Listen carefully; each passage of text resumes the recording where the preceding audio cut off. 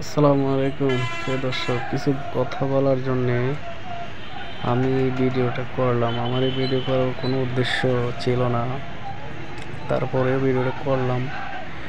এই যে দেখেন ভাইয়া, আপনারা দেখেন, এই যে এখানে সমাবেশ করতেছে মানুষগুলো, দেখেন পিছনে কিন্তু গাড়ির দীর্ঘ লাইন জাম হয়ে আছে।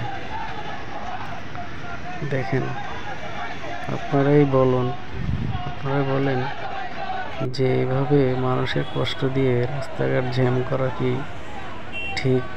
কত মানুষ অসুস্থ, জরুরি প্রয়োজন, যেতে পারতেছে না।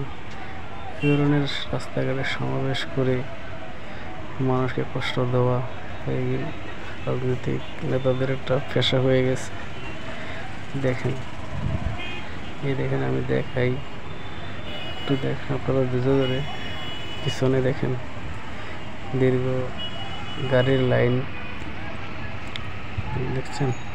এই যে সমাবেশের কারণে রাস্তাগুলো জ্যাম হয়ে গেছে, এই দেখতেছেন।